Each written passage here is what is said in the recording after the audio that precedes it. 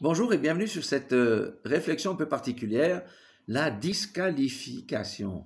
Est-ce que quelqu'un peut être disqualifié? Oui, c'est ce que nous dit le Seigneur, et le Seigneur nous parle même des conséquences d'une disqualification d'un homme ou d'une femme devant les yeux de Dieu. Hébreux chapitre 10, verset 29, où il est dit: « De quel pile châtiment pensez-vous que sera jugé digne celui qui aura foulé aux pieds le Fils de l'homme, qui aura tenu pour profane le sang de l'alliance par lequel il a été sanctifié, et qui aura outragé l'esprit de la grâce. » Amen. Qu'est-ce que ça veut dire tout ça? C'est quelqu'un qui est né de nouveau, qui a goûté au don de l'esprit, et qu'est-ce qu'il fait? Il revient en arrière.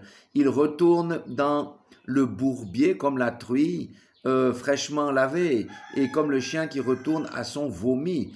Qu'est-ce que ça veut dire outrager l'esprit de la grâce? Ça veut dire simplement ne pas tenir compte de la valeur du sacrifice de Jésus-Christ. Le sang de Jésus a été versé pour que nous puissions être victorieux en toutes circonstances contre le péché, la chair, l'ennemi et le monde. Alléluia, les convoitises. Outrager l'esprit de grâce, ça veut dire je prends le salut pour acquis, mais je fais comme je veux, je marche comme je veux. Et c'est le Seigneur qui a dit: à moi la rétribution, à moi la vengeance. Et le Seigneur jugera son peuple et il jugera chacun d'entre nous. C'est pourquoi n'outrageons pas l'esprit de la grâce. Vous saurez que la croix a deux battants. Le premier, c'est la grâce. Le deuxième, c'est le jugement. Quand quelqu'un quitte la grâce, il se met sous le jugement. Vous savez, la grâce de Dieu n'a pas été donnée, le salut n'a pas été donné pour que les gens marchent sur le sang de Jésus-Christ en vivant n'importe comment. Non, non, non, non, non. Le Seigneur s'attend à ce que nous marchions en nouveauté de vie par sa grâce, en étant vainqueurs de tous nos ennemis. Notre premier ennemi, c'est notre chair. En vainquant la chair, en vainquant le monde, en vainquant nos convoitises, en vainquant Satan, etc.